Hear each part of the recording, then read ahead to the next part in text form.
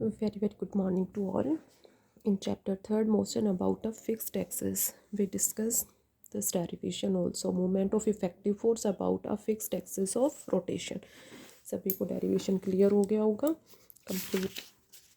इसमें example first, second और third solution हो गया था अपना. Next we discuss example fourth.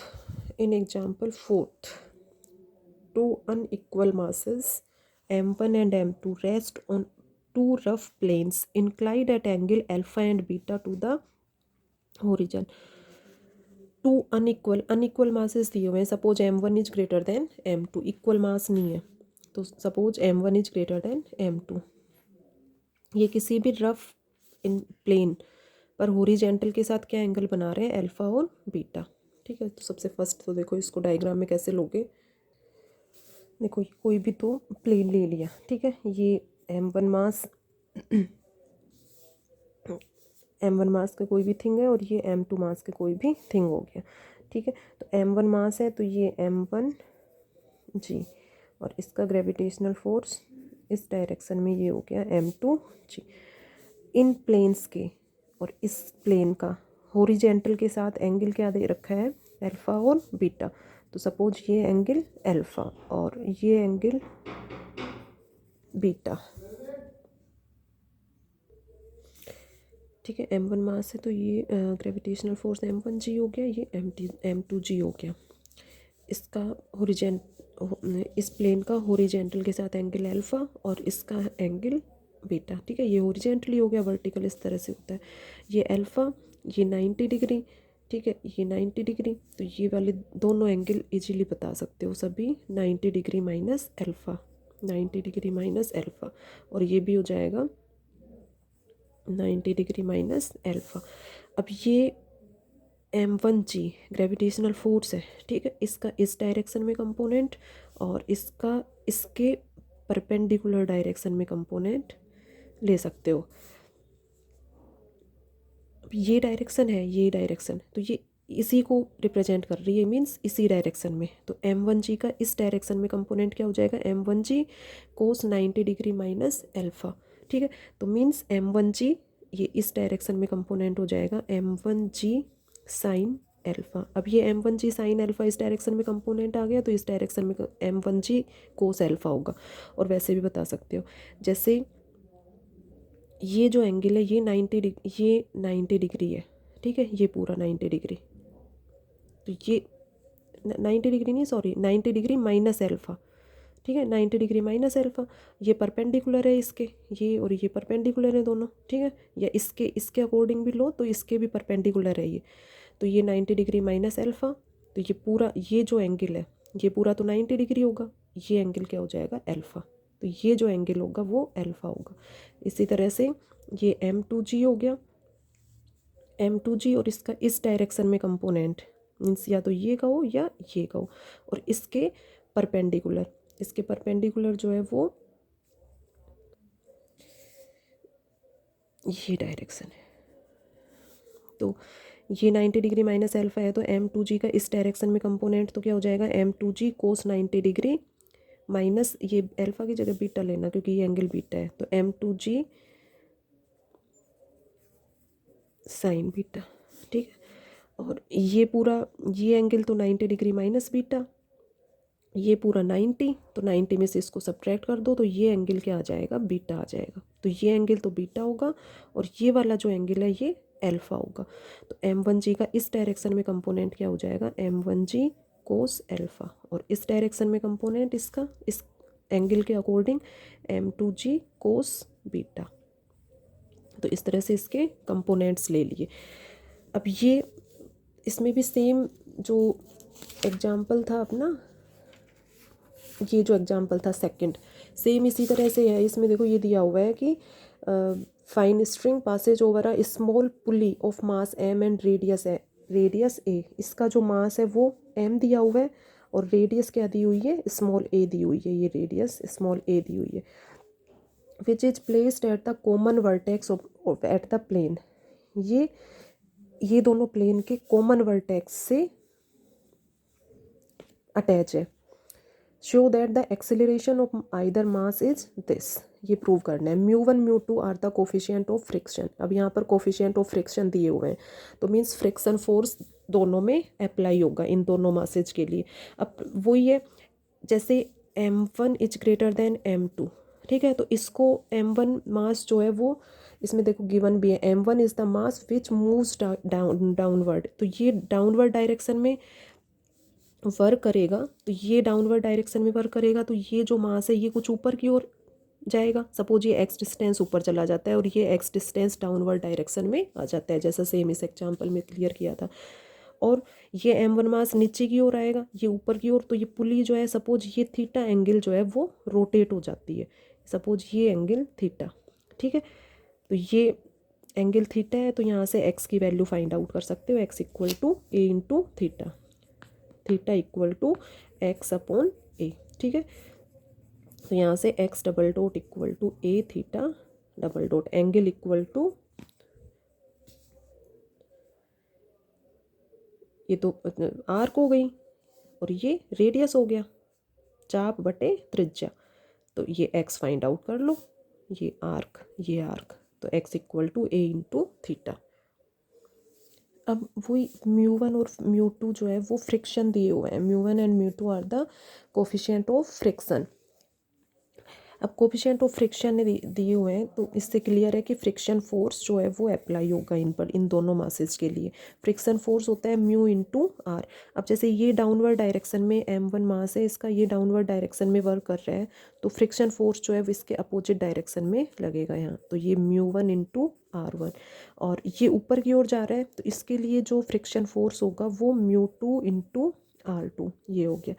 अब ये m1 मास है, ठीक है, डाउनवर्ड डायरेक्शन में, एक्स डिस्टेंस डाउनवर्ड डायरेक्शन में आ रहा है ये, ठीक है, तो टेंशन क्रिएट होगा। टेंशन बताया था मास के अपोजिट डायरेक्शन में लगता है, तो ये इसमें सपोज T1 टेंशन क्रिएट हो रहा है और इसमें T2 टेंशन क्रिएट हो रहा है, तो ये टेंशन्स की वैल्यू टेंशन है, तो ये सभी एक्सटर्नल फोर्स होंगे, m1g sine alpha, m1g cos alpha, और ये टेंशन जो है इधर से m2g sine alpha, m2g cos beta, और ये टेंशन जो T2, ये क्या है, सभी एक्सटर्नल फोर्सेज है। तो इक्वेशन ऑफ मोशन लिखोगे इस मास के लिए, next equation of motion consider करोगे मास m2 के लिए, और फिर इक्वेशन ऑफ मोशन कंसीडर करोगे इस पुली के लिए, ठीक है। अब नेक्स्ट ये पुली है, थीटा एंगल रोटेट हो रही है, ठीक है, तो इस पर एक्सटर्नल फोर्स वर्क करेंगे, इस डायरेक्शन में भी और इस डायरेक्शन में भी, तो वो एक्सटर्नल फोर्सेज यहाँ पर सपोज करोगे T1 और T2, ठीक है। T1 और T2 की डायरेक्शन ये है, तो इसमें ये ले लो T1 और इस पर एक्सटर्नल फोर्स जो है वो T2, तो ये तो एक्सटर्नल फोर्स है इस पुली के लिए, और ये मास नीचे की ओर है, तो टेंशन जो है वो अपोजिट डायरेक्शन में क्रिएट होता है।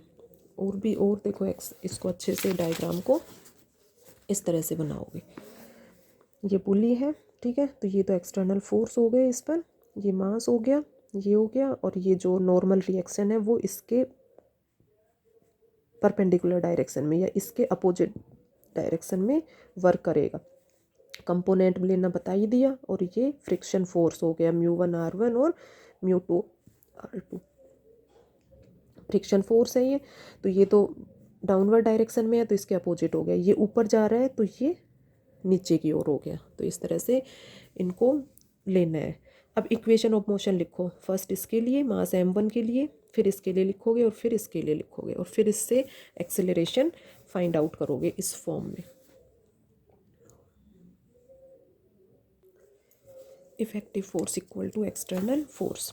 इफेक्टिव फोर्स क्या होता है, force due to acceleration, means m into a, तो mass m1, acceleration x double dot, ठीक है, x डायरेक्शन डाउनवर्ड डायरेक्शन में वर्क कर रहा है, तो m1 x double dot equal to, अब देखो इसके कंपोनेंट्स देखो, m1g sine alpha downward direction में ही है, तो ये दोनों तो positive, m1g sine alpha, minus tension T1 minus friction force जो है वो μ1 इंटू R1, और R1 की वैल्यू, R फ्रिक्शन फोर्स जो होता है वो mg इंटू कोस अल्फ़ा, तो यहाँ पर है m1g कोस अल्फ़ा, तो R1 की वैल्यू क्या पुट करोगे, m1g कोस एल्फ़ा, ये एज इट इज़ रहने दो μ1, और इसकी जगह पुट करोगे m1g इंटू कोस एल्फ़ा।